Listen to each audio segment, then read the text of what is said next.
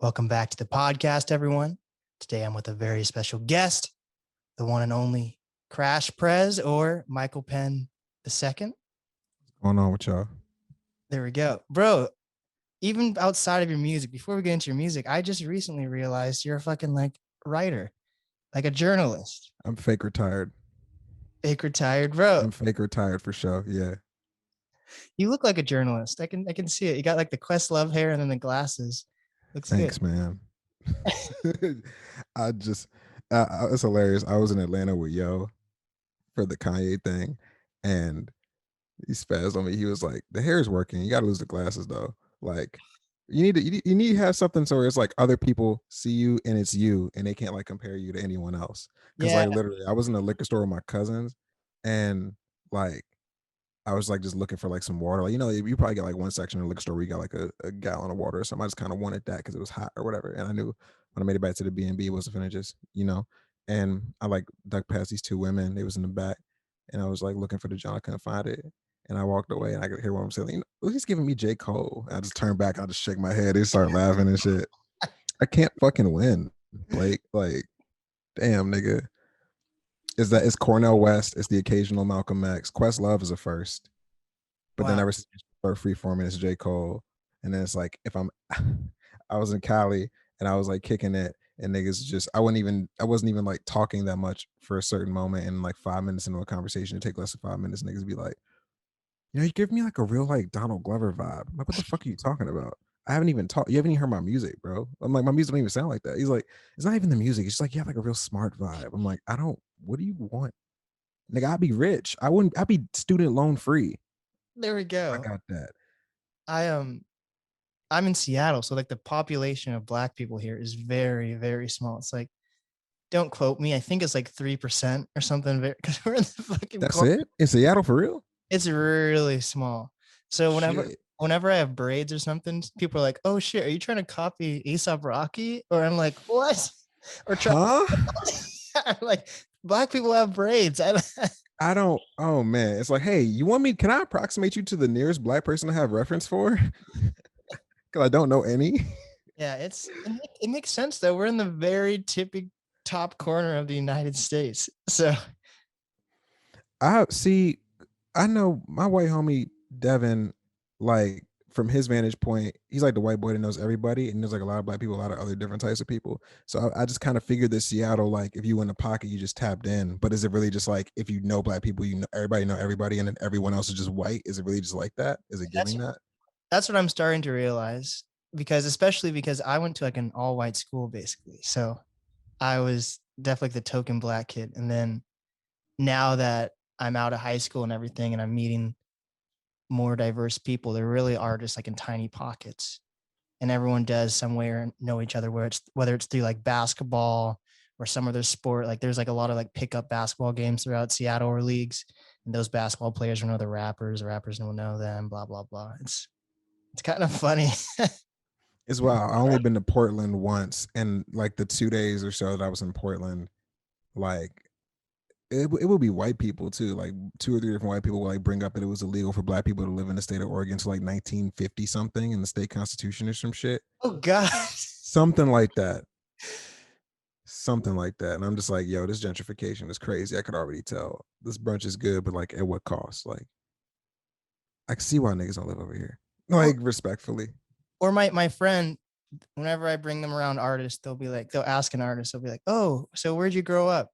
And they'll be like, "Wait, listen, watch this." So they'll ask, and then the guy or girl will be like, "Oh, I'm from like North Carolina or somewhere like east or Mm-hmm. south," and she'll be like, "Yes, no one was really born here, Blake. You're like one of the, if I really think about it, I'm one of the first generations of actual Black people actually being born in Seattle. A lot of people are like immigrate here, so that's wild to me. What brings people there? Like immigrate from which directions? I don't know, really. Like, I don't know. The only thing I know about, I really need to learn more about the Seattle history. When I think of immigration, I think of the fucking like gold rush and shit like that. But then that's mostly all white people or maybe like people working on the railroads. But I bet we probably was on them jumps too, and we got erased to something. Watch. and then Probably. what was really huge here was the fucking when Pearl Harbor happened, we had Seattle was really big into those internment camps. So I don't Not know. shocked. We don't really have it's crazy because we're supposed to be like a really liberal city, but when you look at our history, Yeah, it's wild. But anyways, big cap. let's get into your Kanye West experience, bro. That's so dope. Like if anyone was to cancel on a podcast with me, it'd have to be something like that. And for me to be like, okay, that's dope. I completely understand. Or actually, this is also an exception. The other day, like last week, no, 2 weeks ago, I was supposed to have a guest on, and then his cousin got shot. So I feel like that might be an exception for not to be on the podcast, you know. But Yeah, that's on the approved list of exceptions. but tell me about this. You fucking even wrote. That's how I found out, because you wrote an article on Vice about the release party, even though there was no actual release. I couldn't hear shit. I couldn't hear anything. If you watched the stream on Apple Music, you heard it more than I did. I didn't even go back and find like no illegal like bootleg of the John. I'm just gonna wait. And apparently it's gonna throw like another. I don't know. Like I went. I kept my mask on because I was paranoid, and I wanted to get back to Georgia anyway. I didn't even start like writing for the Vice jump. Like I kind of just went on pure impulse, like pure foolish impulse. And then I kind of just lined them up. And then the next day I woke up and hit my phone. He's like, gotta go get you a bag. And then lady Leslie from Vice hit me up. So I was like, okay, at the very least, I'm about to break even on this jump. Let me go out there and see what's cracking. So I went out, I saw it was cracking. Not much was cracking. It was very odd to be around like 50,000 people again, like especially like a football stadium, you know what I'm saying? Like I'd never been to Mercedes-Benz before. But yeah, it was like every type of Kanye fan. I kind of forget like he's the person that will bring out every type of person, like every type of person. It's nuts. And we didn't even like, bro, like we was sitting in that jump for like, we was doing the wave and shit. That's how bored niggas was. Like we was sitting in that jump for like 3 hours before something happened. Like then the music kind of just came on, like how like if you get in your car and you forget to like switch the volume knob and just like maximum turned up. It was like 950 something. The shit just came on and niggas was confused as fuck and shit. They kept dimming the lights, niggas thinking somebody was going to come out the tunnel. We didn't know what was going on. And this nigga shows up in a red coat on like a white floor for projection or something. And he's just pacing around and shit. This half done ass album. Did he not even talk right the whole time? Not at all. This is the whole thing. This area, he's not talking at all. He just talked and cried. He didn't even talk. He just like kind of fell to his knees a couple times. He like had the mask on still. He would like get close to the crowd. People would geek out a little bit. Then he back up. I couldn't tell you. Justin LeBoy could tell you. I don't know if you could get a Justin LeBoy, but I don't. I'm not the. I didn't get the. I wasn't in the nice section. You could kind of see like the section where like all the guests was at, where Kim K was at, where Tierra Whack and them was at. It was even weird because like the regular seats right above it, like, and then right below it was like the little box where all celebrities was at, and you could see like people like constantly like leaning in and leaning down trying to take pictures and having a flash on if somebody super famous walks through and shit. That's why somebody had on Twitter, they had like the angle of Kim K walking in with like North and them, you know what I'm saying? Like it's very weird. I saw some nigga from Brockhampton in the hallway. Kevin Abstract or nah, not Kevin. I forget what his name is, but he's Brockhampton affiliated. I looked at his name. I'm like, why do I know him? I was like, he's in Brockhampton. I'm like, of course. So overall, how was your experience at Mercedes-Benz Stadium Kanye West release party? Out of 5, not even out of 10, out of 5. 2.5. 2.5. 2.5. Definite 2.5. Was it, like you see that? Have you ever seen that video when he's doing the My Beautiful Dark Twisted Fantasy album tour, and like he just pressed one key on the piano and everyone like of course, classic, yeah.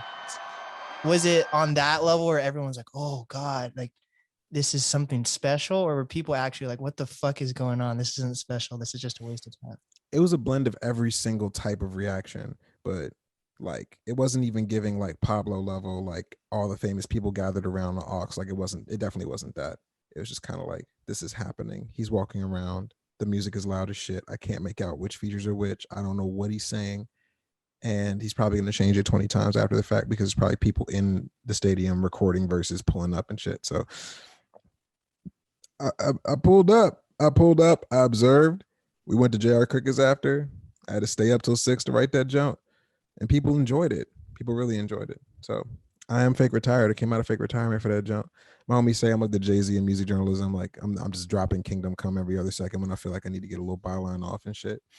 But people really enjoyed it, so that So was cool. how much were tickets? Or was it free? It was like first come It first. wasn't free. It wasn't free. It was like 20 something before tax if you want to be upper, 50 something before tax if you want to be in the bottom row. So like 2 tickets were like 144 after tax. And then chicken tenders were $50. No, see, I think that was like some catering shit. I don't know where niggas got that from. Cause like, bro, like Chick-fil-A was open. You know what I'm saying? Like everything was open and nothing was costing that much. I don't know why people were passing it off like regular people were paying that much. It wasn't even given that. See how Twitter just be misappropriating shit? It didn't go like that. Same way, like you see the jump where like the white dude said he like completely photoshopped and like skipped through all the lines to like get to the photo pit when he didn't have credentials. Somebody was like, "Yeah, that's cap," because security checked our shit so many times, and I'm like, he probably had a pass already. He probably capped for the social media metrics. You know what I'm saying? Like, I don't know. I don't know. So Proximity will do a lot of weird things to people. so you were there as a fan, and then you had a connection where they're like, "Hey, you want to write this article for Vice?" Is that Yeah, it? I was there on some like impulsive, like, fuck it, I want to be part of this. Cause you always think about Kanye moments in the context of what he's doing, what he's capable of based off what he's done in the past, and like what the new version could be. Because regardless of how many times he pisses us off, there's so many of us that like keep that hope, like Yeah, tether to like maybe he will, you know what I'm saying? I just want to pull up the experience. I know I'm experiencing something even if it's mid, so I just want to see what's gonna happen. Just want to be around it. COVID is still happening. You know what I'm saying? Like we all people flew. I had homies from Minnesota. I had my homie from who live in Chicago too, but like he was in LA and then he came right back over here and then went right back to LA. Like people pulled up, you know what I'm saying? Just to see if something would happen, you know? that's wild. It is. It's very wild. And then he's fucking living in the Mercedes-Benz Stadium now. That's the I was funniest. saying the other night, I was like, bro, how many times in life could you point at a building that you're driving past and be like, Kanye West is in there? How many times could you do that? That's not like a show. Oh shit. Maybe they probably do have a lot of security. What if some guy just wants to like snipe him or something? Ain't nobody, ain't nobody, man. No, just no. This shit is gigantic. The stadium is gigantic. Yeah, so no one knows exactly which room he is in, I guess. Don't But even put that in the air. Don't even put it in the air. there's so much editing that needs to go on in this one. Okay. Boy, yeah. Mm-hmm. So how does that work so that you can just write for Vice, but you're not like an actual writer for Vice? You're I not mean, I freelanced it. okay. How has that happened? Like, is that easy to freelance for Vice or Not necessarily. I mean, you kind of just have to already participate in the media space and kind of know someone or get reached out to. I freelanced for Vice in the past. I had two other pieces on there. They're all kind of like years apart, which is hilarious. I kind of clicked my own name on there. I only had two other joints, but yeah, my first time I freelanced for Vice, I was a senior in college. I was like 21 the first time. mm, It was about Tony Robinson, the dude who got murdered by police in Madison, Wisconsin. I don't know if I So I went to the funeral. was that a kid or something or an adult? I don't He know. was 19. Yeah. Jesus.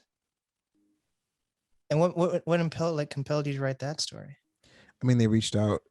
That was like the last month or two of my senior year, and that happened. And I actually wasn't even in Madison right when it happened. I had like went to Chicago for a second, and I like checked my phone, and all my timeline's going crazy because everybody's protesting and all that. So I got back, and it just like that shit really colored like the last fraction of my my senior year, especially because I was in journalism school too. On top of that, Mhm. like the climate of UW, where which in general, right? But like when I went there, and a lot of the shit that like black folks and brown folks was going through, especially like folks in our scholarship communities, because it was really like tight knit. Um, you kind of would move through that space already realizing like the effects of what whiteness can do based on what people can get away with and what's encouraged, what type of behavior is enabled on an individual level, on a grander level. And to go to that school and realize, or hear people say like, yeah, I know like police violence is really bad, but that would never happen here. Like Madison's different. Madison's so different. And then they kill a kid because he was high and his friends called for help and the officer fucking killed him because he was off the shit. Like, you know what I'm saying? I didn't intend on going to the funeral to write about it, but like Vice kind of hit me up because I was really on some like, I had a lot of op-eds and shit back then. So, that was like a crazy opportunity to even like be frontline and kind of cover that and give like a grander um context to like the climate of Madison at that very point, because there was a lot of protests going on around like Black Lives Matter stuff. And then that shit happened and it fucked that town up. It's only so big. It's not that big. Mhm. So with your degree, I'm guessing you have a degree in journalism. Yeah. Were you able to find like an actual like solid job, or were you only sticking to like freelance? I actually got I got a job way later down the line because I was convinced back then that I didn't want to work in a conventional sort of setting. Whereas I didn't want to graduate and then like jump right into an advertising job because I didn't care about that. Or I didn't want to like write for insert place gazette or insert post doing like just by the numbers news coverage and getting paid like 32,000 and having to have that in my bio. It wasn't really my wave ever. Like I always wanted to cover culture stuff. I participate in this shit, you know what I'm saying? So like being a journalist was the only thing that I ever really wanted to be when I was a kid. And then I fell in love with music. So like a lot of just my adulthood really has been like straddling those lines and like kind of participating in as many ways as I could, if it's all contributing back to, giving back to the culture and shit, the culture that raised me, the culture that gave me my voice and, my identity, my freedom, etc. So I participate by spitting that shit. I participated by documenting it. Like I've literally documented it. And I feel like people really undercut and discount the sort of impact of an opportunity like that, because back when we had think piece errors and stuff like that, people would it's a fun thing to like punch down on the journalists. Like it's always a fun thing to punch down on media niggas. Now the same way niggas punch down on podcast niggas.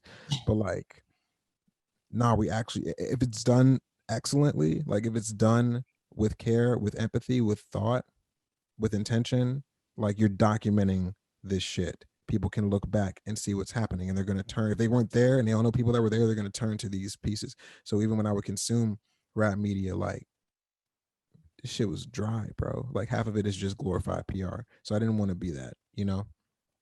I freelanced for a little while after that, and then I ended up at VMP, and then I recently left VMP 2 months ago. But I was at VMP for like 3 years on paper, and I was freelancing for them for like 2.5 after that. So I've talked to a lot of people. I've talked to Missy Elliott, I talked to Rico Nasty, I talked to Denzel Curry, I talked to LP, Killer Mike, Big Boy, like a million people, man. DMC, like my clips is crazy, bro. Like What's VMP?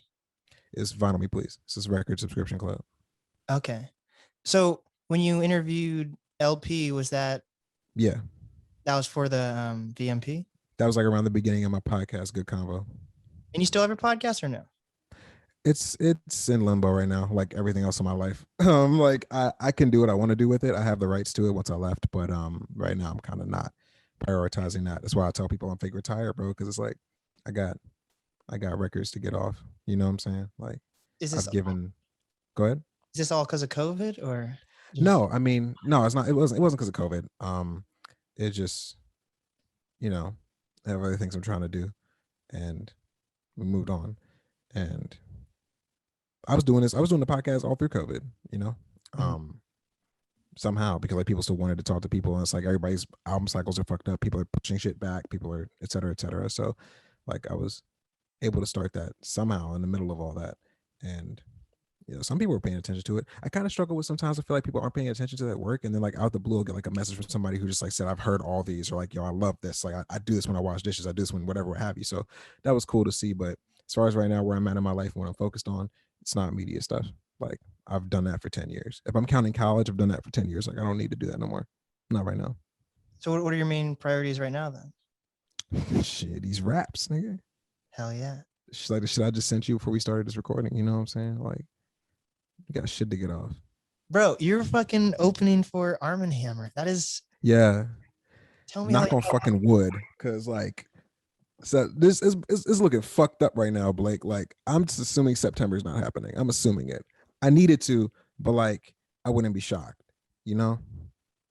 Dude, Arm& Hammer is like the next. They're like the new era of Griselda, in my opinion. No, sir. What do you mean? No, man. Like they're true. Like I'm really into like gritty They like rap. this. They the same age as them niggas. Really, Yeah, they're both that's like late 30s. that's so wild to me. Like I'm trying to, because I'm so young, I'm trying to find people that are truly successful at a young age, and then I keep reaching out to these people to work with, and it turns out like whether it's in Seattle or just in the music industry, I'm like, you know what, they really have their shit together, and then it turns out they have their shit together because they're in their like 30s. I'm like, oh, so I'm Because they trying to, tried and failed a million times. You know? yeah, but I feel like there has to be a point where, yeah, you can fail. Everyone fails at things, but you have a community where you're learning so much at such an early age that you can be successful super young versus having to wait till you're in your 30s. I had no idea they're in their 30s. That's wild.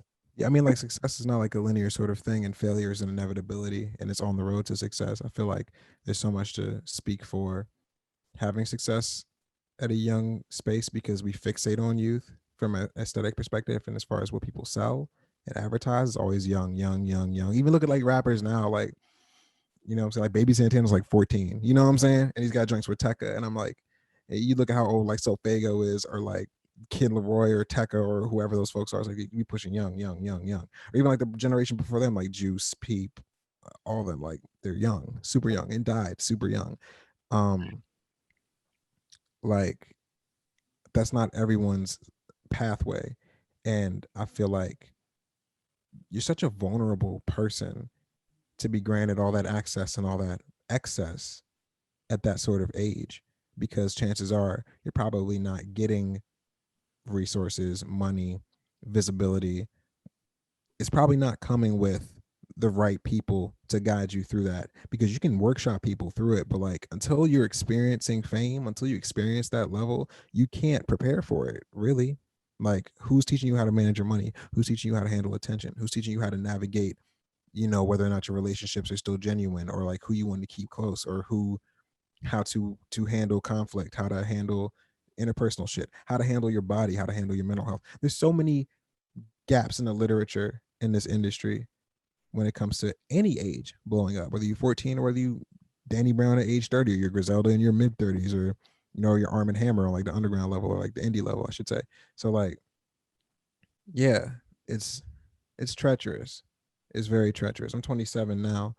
I feel like I've seen a lot, even from where I'm at. I haven't even really gotten my break yet, but I'm gonna get that shit. And I don't even know what to expect, because Mm. I have frames of reference for the people that I know around me who are getting varying levels of success. You know what I'm saying? Like whether it's the indie rock level, whether it's rap. But even with like putting faces to it, it kind of actualizes it in a Mm. different sort of manner. Like I can actually put dimensions around, like, okay, this is plausible, okay, this is what it actually looks like, okay, this is how much money you actually finna make off rip. You know what I'm saying? Not in everybody's pocket, but like you can kind of see frames of reference for it. But like the way it success or visibility would happen to any of my friends, it's definitely not the way it would happen to me. Like we're not the same people, we're not talking about the exact same things, we're probably not even attracting the exact same type of people that will listen, and we may not have the exact same reactions from people. Like you don't really control reactions, you kind of just hope that people react, because perception is how you eat, visibility is how you eat, you know. So but yeah, Arm & Hammer and Gazelle are not the same thing.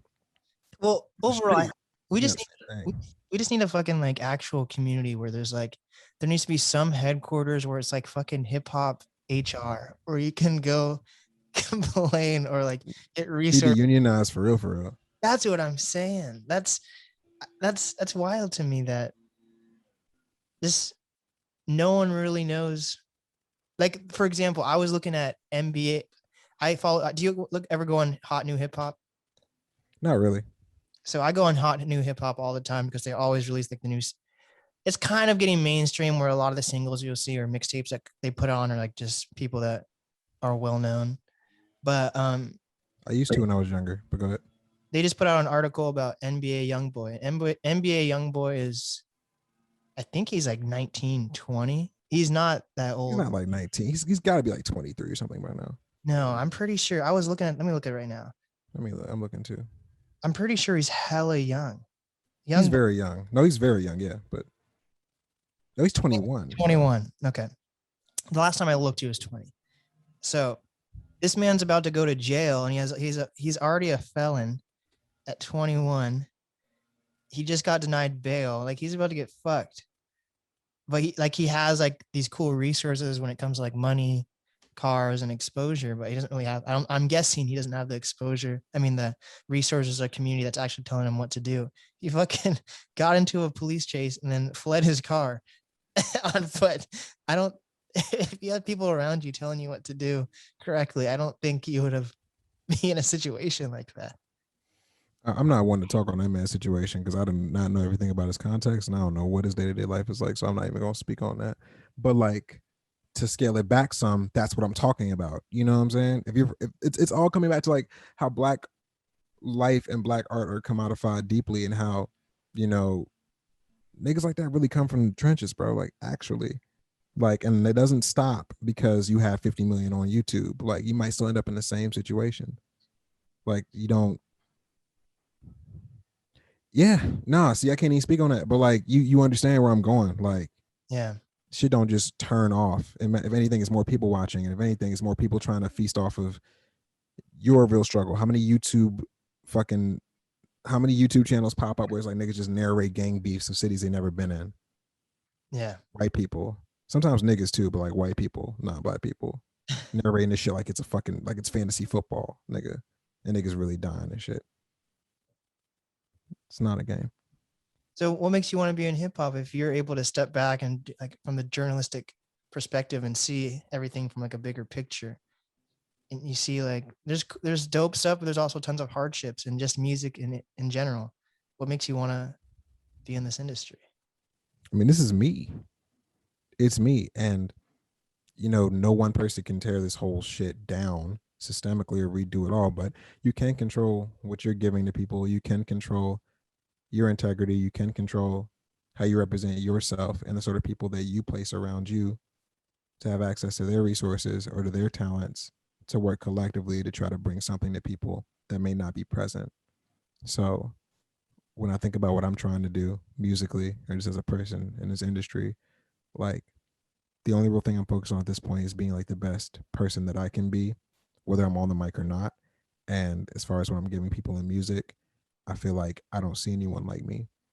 Um, I guess as I said, like an air of like competitiveness too, right? But I just I want to give people the feeling that made me even want to do that. Like I want to spark that in other people. Like the best shows, the best songs, the best albums, the best experiences of just being a student of this shit and a fan of this shit. I want to give people that sort of feeling, you know?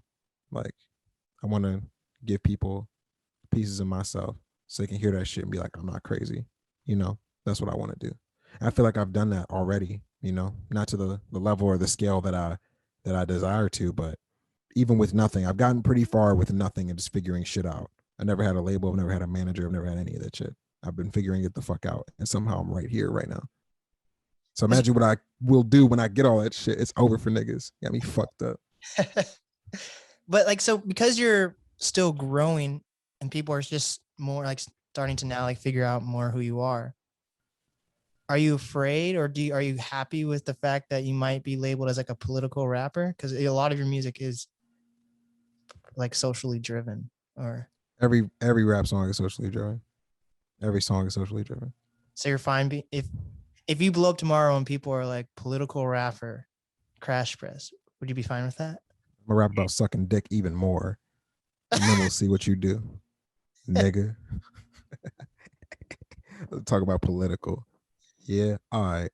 Everything's political. That shit's annoying. But I get what you're saying. Um, I'm not. I see, and I know it's ironic for me to say because I'm pretty sure my friends will watch this or something and be like, "This cap," but like, I'm not. I'm not too. I can't really, as much as I'm like aware of perception, I can't overinvest myself in what people are going to perceive because as we even started this conversation talking about like just off of like visual appearances, right? People are going to say what the fuck they want to. They're going to assume whatever. That's just something that like life has been teaching me a lot of lately, bro. Don't assume things about people, like real shit. Like I don't. I've had so many conversations around so many different types of people in the past 2 months to where I'm like, you cannot assume what anyone is working with. You really can't. Like, just don't. Just try to go in as open as you can and just really experience this shit.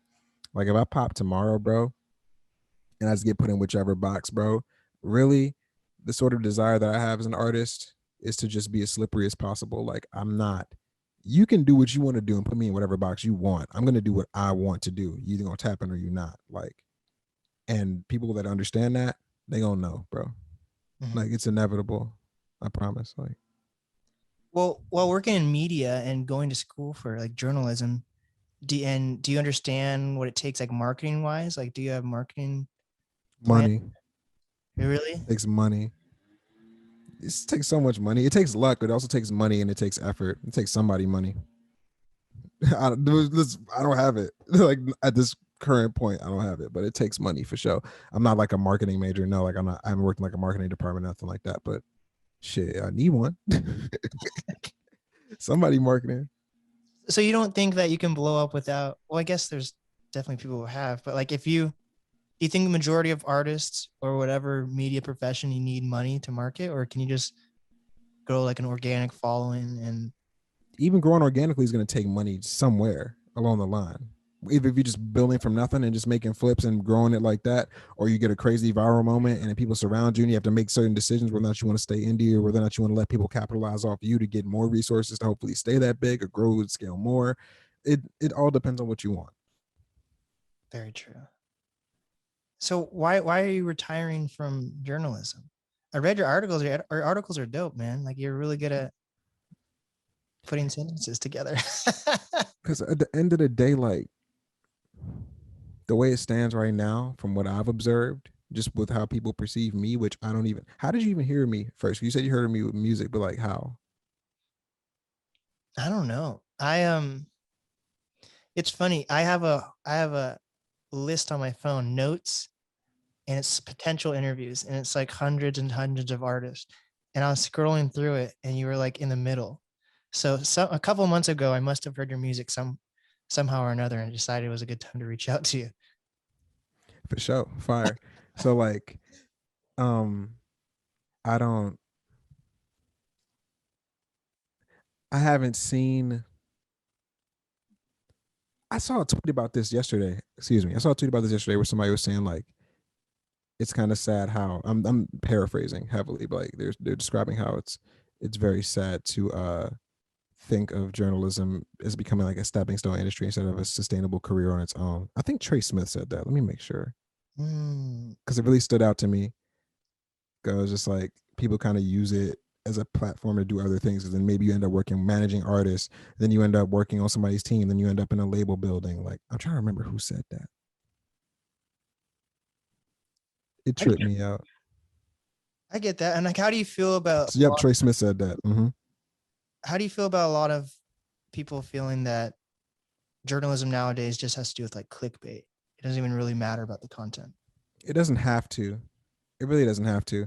And that's not everybody. I think there's definitely niches for people who really still care about that critically and think critically. I think it's kind of overshadowed by clickbait and overshadowed by um virality and drama and how that uh goes hand in hand and pairs well together. Um, but to your original point, at a certain point, you have to battle the perception of what people know you for first. I'm not like the biggest like writer at all comparatively, but I've done shit. But I'm also in a pivotal point right now where it's like, what do you want to do? At the end of the day, I need to be on the stage. I need to just be talking to niggas when they get off it. So let's do that. Let's give that everything and see what happens. That's so wild, because I just want to be the guy off the stage And talking. you know that. Exactly. You know that. Right, exactly. And you know that. And I've been a nigga on both of them things. I done did both of these things. And I'm like, I wouldn't be satisfied if this was the rest of my life. So no. Are there resources that you know you're missing when it doesn't come to like outside of the money aspect?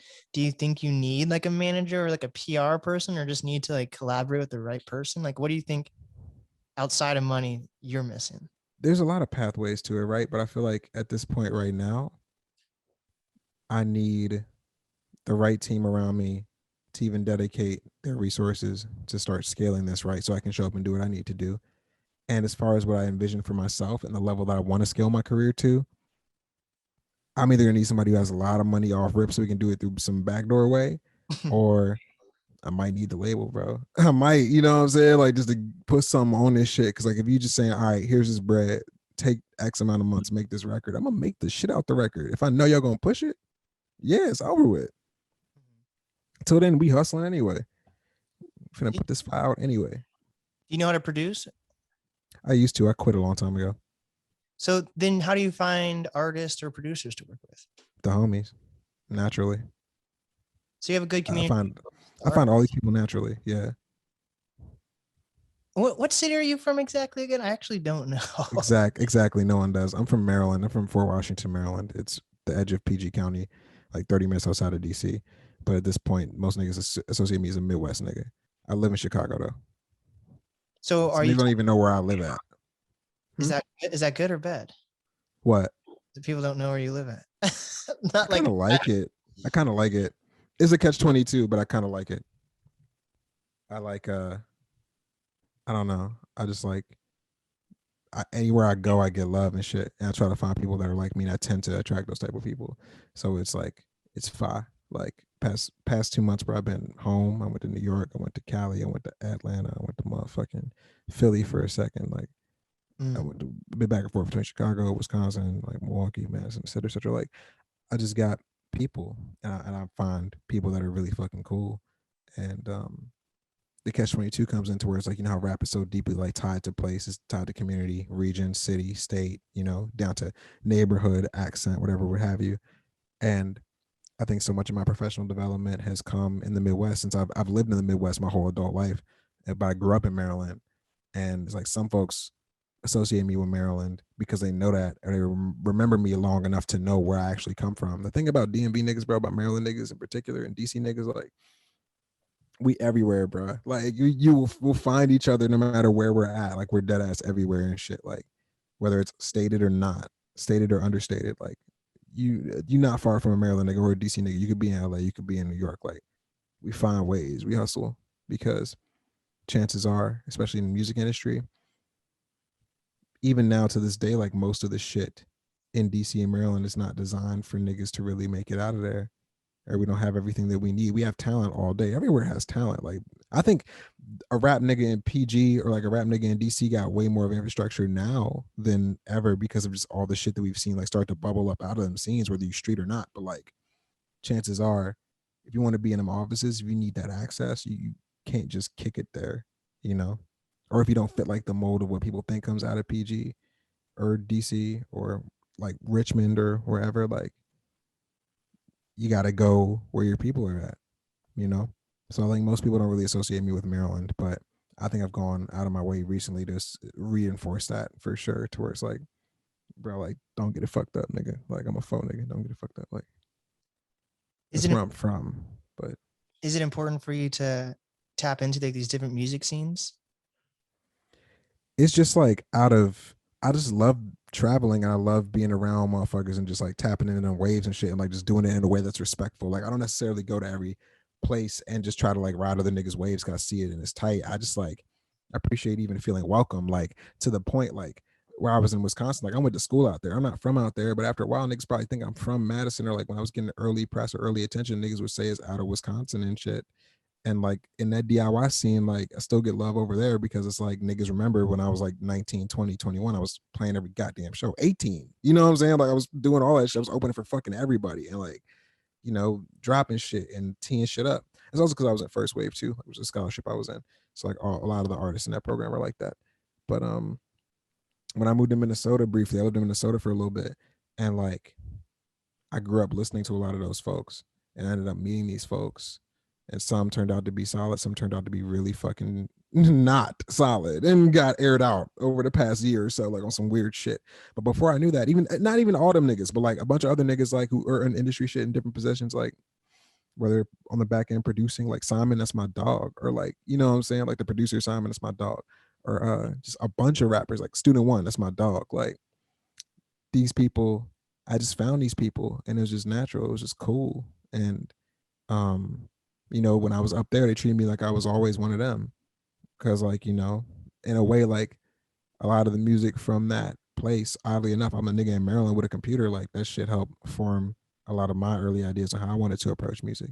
Or even when I lived in Chicago, before I lived in Chicago, I've been back and forth forever. Like it's so many people in this scene that like, I could see in LA and it's like love, or I could see in other places. Like every time they come around, it's like, it's cool and shit. Like it's just moving with like a genuine, I just try to be genuine, bro. I just try to show love and show respect, bro. And like not overstep my boundaries and like appreciate the sort of spaces that I get access to and go where love is shown back and hold shit down and just be solid and be thorough, and niggas respect that. Especially in Chicago, bro. You can't be on no weird shit. Yeah, that's dope. I think a lot of Seattle artists get stuck in just Seattle, and a lot of them haven't even have been part of the scene for like a decade plus and haven't even left Seattle once. So I think that's cool that you're able to go travel the world or the United States. I don't know if you've traveled the world, but I ain't been overseas yet. I'm about to get my first passport. I'm waiting on it right now. But I'll go with you, man. We'll be the NAST and CRASHprez tour. finna go. Who's coming? That's it. I'm torn where? Who's coming, Blake? I'm not cracking yet. Niggas not coming, bro. Like literally, like Bro, I got you. We'll figure this out. you gonna figure it out. I was I, supposed to go to London, but I'm not. you can meet up I'm with sad. Rocky and Tyler the Creator up there. I don't know them niggas. You know them niggas? No, but we can DM them or something. They gonna respond? Maybe. You'd You be surprised. you DM Tyler, he respond. I'm sliding. Okay, there we go. We'll figure it out, man. He's in his last his album, his mixtape he just released. It's not an album. He shouted out Seattle. He's thinking about moving to Seattle. So He did? Where? what song was it? Massa. Did you listen to Massa? Oh yeah.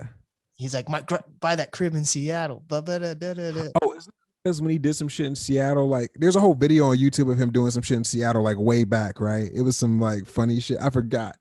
That's like some deep cut Odd Future shit. I think I remember that vaguely. He came Is over. it Seattle or like Denver or something? He came over the pandemic too. He was like taking pictures all throughout Seattle, and like I was like, oh shit, I know that ferry. Oh, I know that rock. It was because he was like taking all these cool monuments around. You was just kicking it. Yeah. It rained a lot. I love rain. I feel like I would get sick of it though. The niggas just be depressed in Seattle or what? Have you not been to Seattle? No. Oh shit, dude! I have so many exciting things about to happen in Seattle. You gotta come through, man. We'll see what this Delta do, but I'll slide. I've been meaning to go to Seattle off some random shit because like if I go, I'll know who to hit up and shit. Yeah, I'll pop out. It's nothing. Like it might be soon. Like literally, like I ain't got nothing to do. there we go. Wait, so tell me about how do you feel about this Delta variant? How do I feel about the Delta variant? Yeah, What you mean? like, do you think it's something that's gonna shut down the economy again? Do you think people are just We might not shut down again. We might not shut down again. what's We gonna? live in the United States. We might not shut down again. It's capital over everything, over human life, same way it has been this whole time. Lala's about to happen this weekend. I'm about to be like, oh shit. Niggas about to flood Chicago out. Oh Oh, my God. Like it starts today. I think it starts today. they just did Oh, Rolling Loud too. Oh, that's in Florida. No one cares about Florida right now. They're doing their own thing. shout out to Florida. Lollapalooza. That's so a Seattle artist. Someone I've had on the podcast. His name's Rent. He's a pop artist. He's performing at Lollapalooza. It's really exciting. Yeah, but you saw what happened with them cases after this weekend too in Florida. So I'm just like, yo, Chicago about to be burnt out. Yeah, I don't know if are they even tracking that anymore. Like me and my family were huge into Depends. tracking the like over the summer we were popping off like crazy. I can't imagine us not popping off right now. It's about to be a long 6 months. 5 months. It's August now. Yeah, it's about to be a long 5 months, bro. That's all I really got to say on that. Wait, why 5 months? I mean, the rest of the year. What about the next few years? We should just say This is COVID is a preview, bro. This is like the teaser trailer Is to what we dealing with. Period. Probably. Like just as the world continues to mutate and respond to us fucking it up, like the earth about to fuck us up, bro. Like real bad. Like niggas talking about 20, what, 50 or is it 30 that global warming is about to become irreversible. I would anticipate that because it's capital over everything. So I would definitely anticipate that. Jeez, but don't people think this is like a man-made? Hasn't it been decided that it's a man-made virus? What? COVID, isn't? Didn't we decide that it was from that Wuhan lab? Like COVID, Who is we? What is we shit? You talking about we? Who? all these like news outlets and Which ones like said Fauci. which ones said COVID was man made? I don't know. I read the news occasionally. You can't play with that. You can't just say that. No, isn't that a thing that people think it's like from the Wuhan lab? I'm not trying to, Conspiracy theory, yeah. but I thought it's been covered and people really genuinely think that it's from a lab, like man-made, from the coronavirus lab in Wuhan. We probably shouldn't put this in here neither. I'm just gonna keep it a bean. Oh my. I'm gonna keep it a bean with you. But okay, well, I'm telling you. so you think you think it's Earth made or from the Hey, I just know it's fucking niggas up. yeah. I just know it's fucking niggas up. And I'm saying when I say it's a teaser trailer, I mean like as the world continues to get hot as shit and as we continue to do nothing about all these things and ice caps melt and shit goes extinct and shit continues to go wrong and it gets so goddamn hot, we're gonna see a lot of shit because the earth is sick of us. Jeez. Well, as a person, do you feel that you're an optimistic person or you're a pessimistic person that like What do you think? I I'm don't know. curious. What do you think? I feel like I really maybe it's just the glasses and that you're a journalist, but I feel like maybe you do a lot of research on topics. It But depends on what it is. like me, I feel like I don't know. I feel like you're someone who like I feel like you can be an overthinker, but I don't know. I'm an Aquarius, man. What you want from me? Oh shit. So you believe in that zodiac stuff? Passively. Dude, Passively. everyone in Seattle, like all the girls are like, "Oh, what's your sign?" Like people in Seattle are obsessed with all that astrology, zodiac stuff. It's I don't know, man. I haven't really dived into politics or religion or zodiac stuff. I've just been focused on like making connections with people in music and understanding hip hop. There's so many. How can one person just in general like ever understand everything that's going on? You're not supposed to understand everything, but you're supposed to understand where you stand in the scheme of everything. Like, do you feel that you have to be like a political person as you grow up and You are a political person. no matter what? Or Yeah. Whether you have praxis is one thing, whether you choose to develop it is one thing, but like politically, like even you and me talking, like that's yeah, like everything is. You can't like remove the scope of that. Some people would disagree with me. Cap. Like, yeah, everything is political. Like that's why I say every rap song is political, bro. Everything is. Every song is political. Of course it is. You know, I talk about burning some shit down to be political. and that's just human nature or just because we're in America? I wouldn't say human nature. I don't think it's like U.S. specific. I'm just saying like in the way of the world is contextualized via race, gender, etc. It's class, all that other shit. Yeah, it's political. Okay. So with all your media, whether it's podcasting, journalism, rapping, have you ever thought of just combining all of them to like make some crazy enterprise where like what I want to do with NAST, I want NAST to be like a company that has like an HR that is like a podcast studio, recording studio, music videos, whatever. Do you feel like you have some goal in mind now that you have all these like all this knowledge in podcasting, journalism, and rap? Like, or do you just want to be a rapper? I don't know how to really combine them Jones yet. Um, when it becomes clear to me, I'll move on it. But I don't know yet. Right now, I'm trying, sell some rooms out.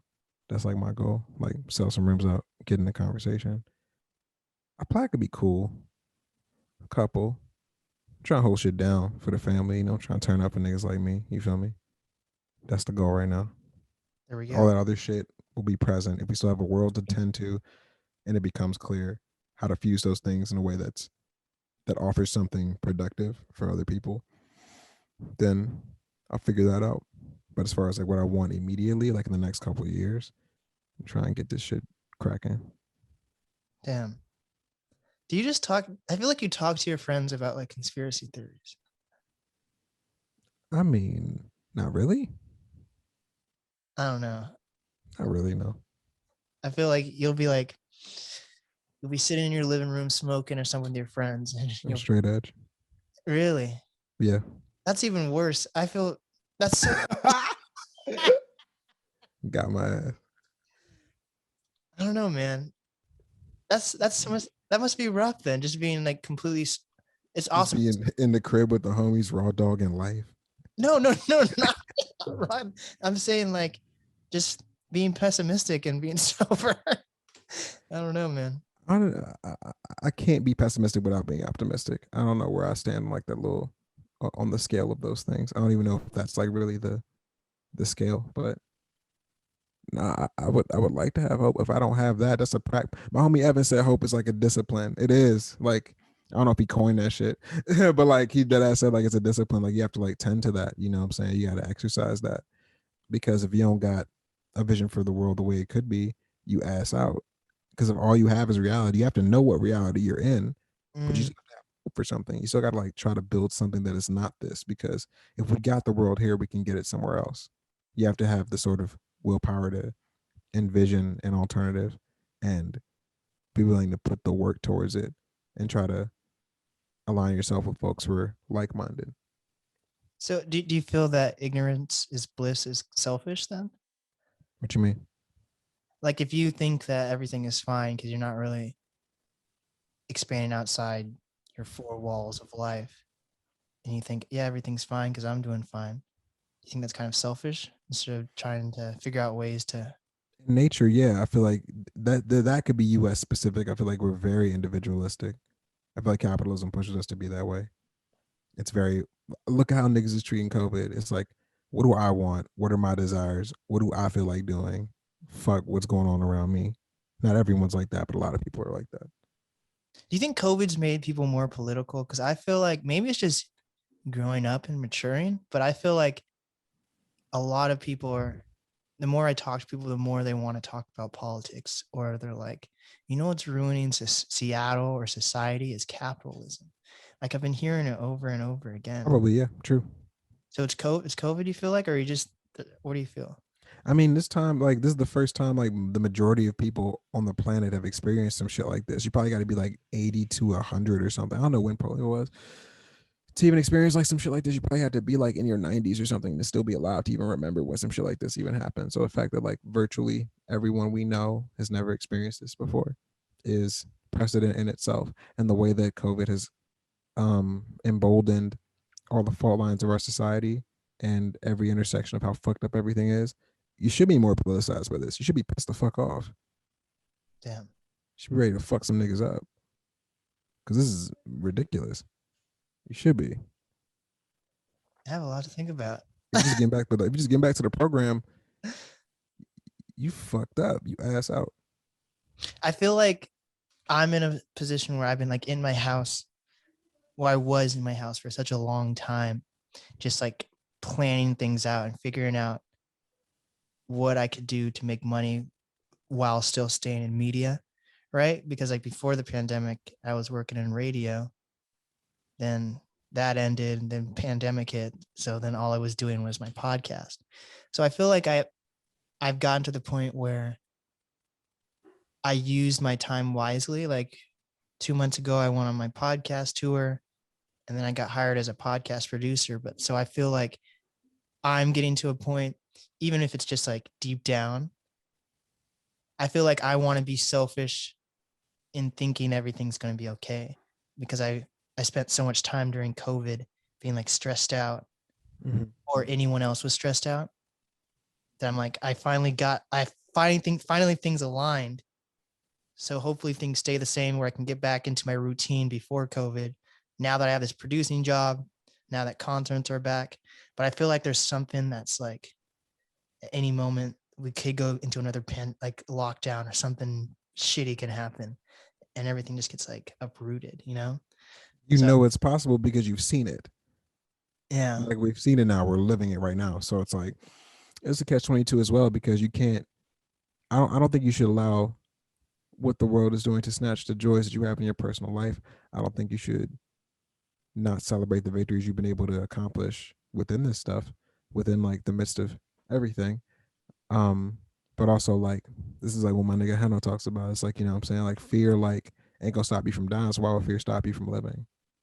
Mm, It's facts. You should be paying attention. You should it kind of feels silly to plan anything right now, right? Because like it could yeah. easily be uprooted. I have 4 shows in September. I might not get to play one. You know, like I don't know that for a fact right now as it stands. I have no clue. That's And if so it doesn't, I'll deal with it. But I guess I'm people just got to figure out what's in their control and what's not in their control. literally, yes. And that's what I'm figuring out. I really did. I think I spent a lot of time in the heat of the pandemic just figuring out like my just right here, right? Me as Blake or Nast. And now I'm thinking about stuff that's outside of my control, or like just like my surroundings. And a lot of things are kind of sad. Not like people, but like how just like how things are set up socially. It's kind of a bummer. So I think I want to get to a point where whether it's hip hop, whether it's Seattle or whatever it is, to just build communities that can make things happen fast. Because I feel like even this is like a little, this isn't off topic, but like even when you look at like weed and how people have been fighting for decades to finally get weed legalized. That's it's a I don't want to be somewhere where I don't want to be in a position where I want something to change socially, or even not even just weed, just like civil rights or anything, right? I don't want to be in a position where it takes like decades for things to happen. And I feel like what I wanted COVID to do was bring people together and like fight for like the right shit versus fighting for wearing a mask or not. You know? So I feel like there has to be a thing where people actually form true communities that can change culture or society faster than taking decades or a millennium. What is it? Not millennial, a millennium. A lot of shit doesn't have to take decades, but you know what that requires, right? I feel like it requires a community and having like a strong focus and like actual plan shit out. What else does it require? I don't know. What else does it require? You know, yes, you do. Uh, If you don't want to take decades and you want to get caught up in red tape and politics and like Pitbull says politics. You see that video where it's Stitch all the times that Pitbull said, you know, people tired of dealing with politics. Now call it politics. He said this shit like 8 times. Yeah, nah, niggas gotta die, bro. Probably. really? For it to be immediate, yeah. What else has changed? What else has changed civilization or society that fast? Shit. Actually, So maybe COVID is important then. Not in what'd you say? in a You dark, you you lagged. I didn't hear what you said. maybe in like a dark way, COVID is important, you know? A lot of people have died. A million in this country, like over a million people have died. And but still people aren't taking it serious, which is wild. Yep. I don't know, man. It just takes perseverance and making like a true community that like I don't know. That's what I'm trying to figure out. It's easy to like list things that would make like a checklist of what you can have to make things better, but I think I don't know what it really genuinely takes. But You want to talk about some music? yeah, Let's talk about music. you seem like a deep person, so I got into it. So, what are your goals within the next few months, music wise? outside of performing, are you going to be releasing any projects? Is it going to be more singles? I got some singles on the way. Um, the Def Prez album with me and Def C, produced by Nose of Time. Our album will be out in the fall. Ooh. Um, as far as me personally, yeah, it's got singles on singles right now. I'm just trying to like get it back in the feel of things. I got like 4 shows throughout the Midwest, currently scheduled in September. Hope to have more later. But really, it's just like recording and try and get a real project together. Like that's gonna take a while, but I'm trying to get my shit back in order.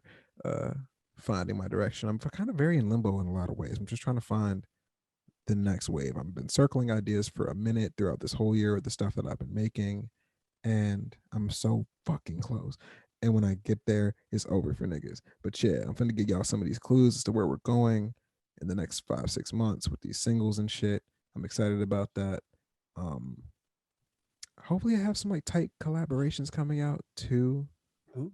I think this year, if I'm not mistaken. I don't got the Drake feature. I don't have a Drake feature. No, I was like, no, I don't got no crazy shit like that. But like, yeah. Yeah, I'm trying to turn shit up like the rest of the year. We're gonna see what's to it. I'm not really like a singles person most of the time. I'm a very like project based person most of the time, but it's not really the climate. And I don't really feel like giving niggas a project until I know they're paying attention to it because I done gave niggas plenty of projects. Mm. So like, yeah, so like it's my shit. I'm just taking this shit in a new direction. And for Def Press, it's just like if you like rap music for real, like if you like niggas rapping over these loops, bro, over these samples, bro, allegedly. If you like niggas rapping over just like pure rap and we barring niggas up the whole time, that's for you. That's the record for you. That is for y'all. Like the Griselda niggas, the Arm& Hammer niggas, like whatever. Like if you just love that rap shit, just we rapping and that's what the fuck we came to do. The Def Prez album is for you, from the bars to the beats. Some of the best work collectively amongst the three of us. You know what I'm saying? Hell yeah. Is this when you're making music? Is it like are you always in the studio, or do you record at home and then bring it to the studio? What's your process when it comes to making music? I feel like I'm way better in the studio context. I hate working at the house. I, Mm. I mean, I can write shit at the house sometimes. Like I hate recording at the house. I feel like it's just way better, like focus when I'm in the room, where it's like this is what I came to do. Um, as I'm talking to you on my home interface right now. But like I used to record in the basement all the time when I was younger, which is kind of funny.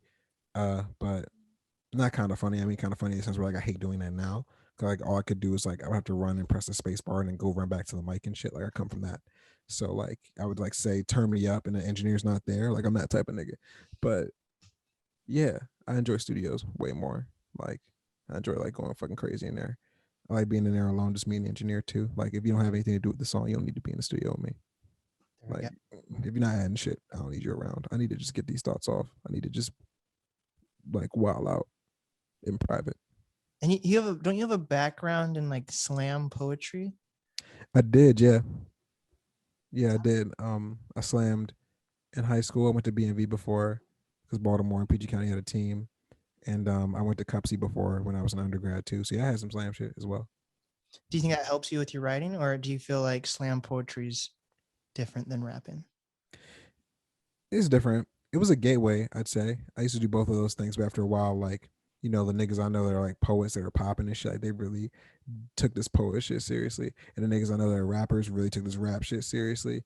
Um, I don't think I'm gonna drop a chapbook or nothing like that. You know what I'm saying? You can do both, but as far as my priorities, it was definitely rapping and shit. Like after a while, I'm like, I want to do this. Like I don't want to play the publishing game, but Mm. it's cool. And music video wise, do you have any music videos you're gonna drop with your singles? Man, I need a lot more. That's the kind of it seems counterintuitive, but it's kind of the place I struggle to translate myself the most. Like I'm like a words guy. Like as far as like a video that's going crazy, I feel like the ideas that I have sometimes I don't have the resources to do them. So I keep trying to like meet those expectations with what I do have, which is really all you can do. But I get frustrated, man. I get really frustrated with that. Um, want my shit to be a fucking movie. You know what I'm saying? Uh, But like, I'm gonna figure it out. are you into Adult Swim? I feel like you're someone who'd be into Adult Swim. Passively, yeah. I mean, I used to watch when I was younger. Not as much now, but yeah, like I fucked with Aqua Teen Hunger Force and shit like that. Did you ever check out Off the Air? No, I don't know what that is.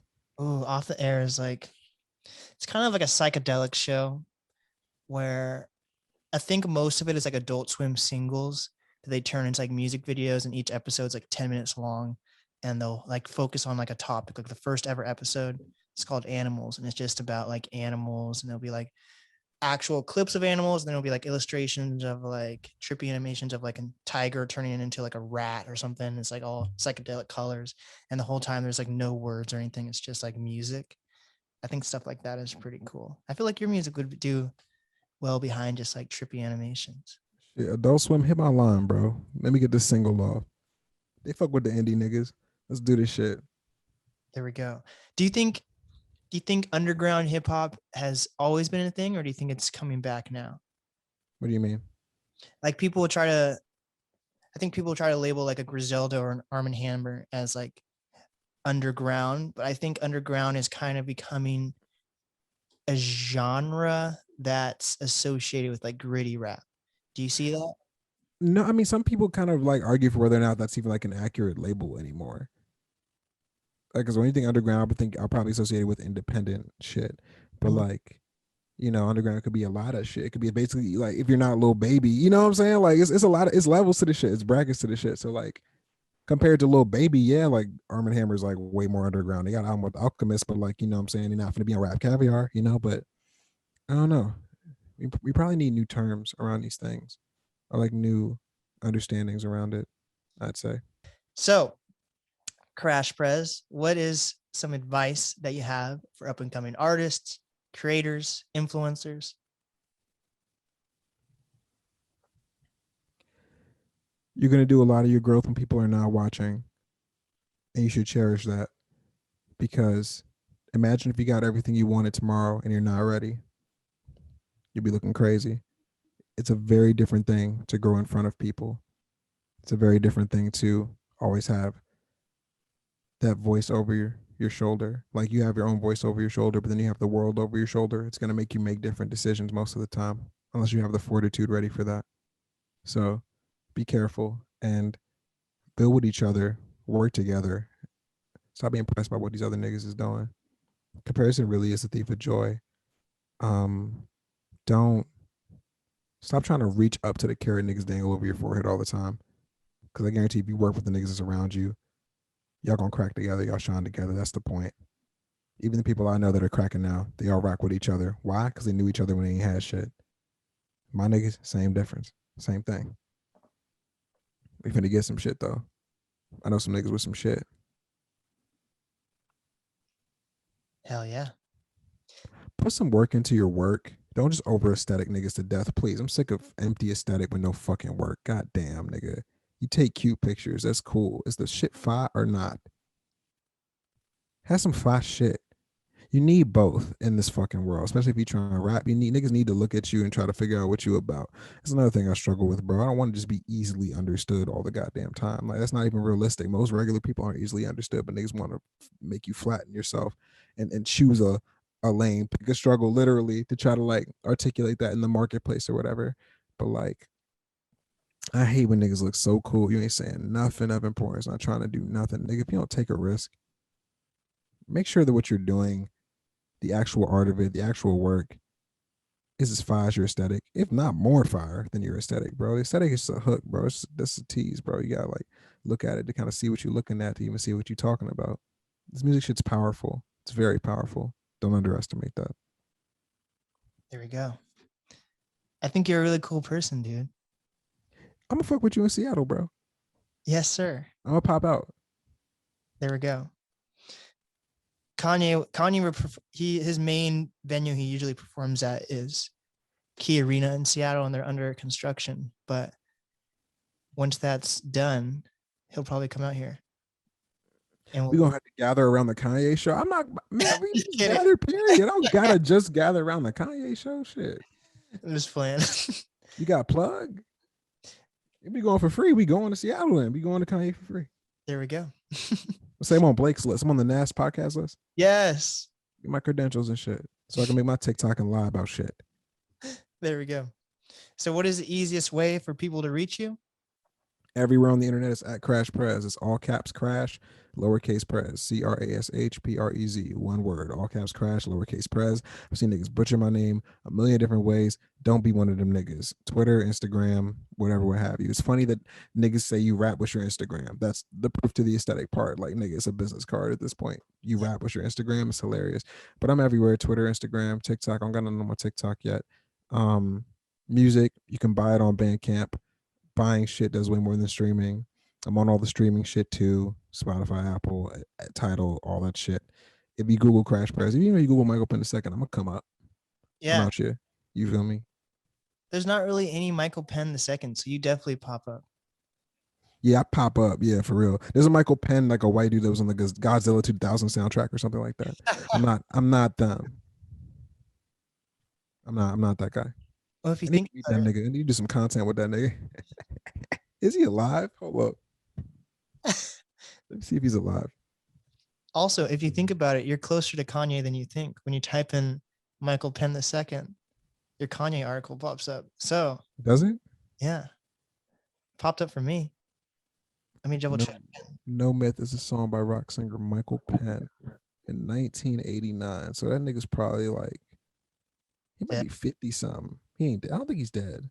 Nigga's 62. He's not dead. Matter of fact, I remember like a year or two ago, like I think like Stereo Gum like featured him and I quote tweeted it as a joke. But yeah, nah, that nigga's alive. Yeah. Wait. Michael Penn is the first son of actor and director Leo Penn and the brother of Sean and Chris Penn. Oh shit. Damn, You nigga. need to work with this guy now, dude. He can connect you with Sean Penn, and then Sean Penn knows fucking directors. That's fucking. That's how you get in. I did not know that. He composed on Girls. He composed on a lot of shit. I did not know this. Yeah, we got a link. We got a link.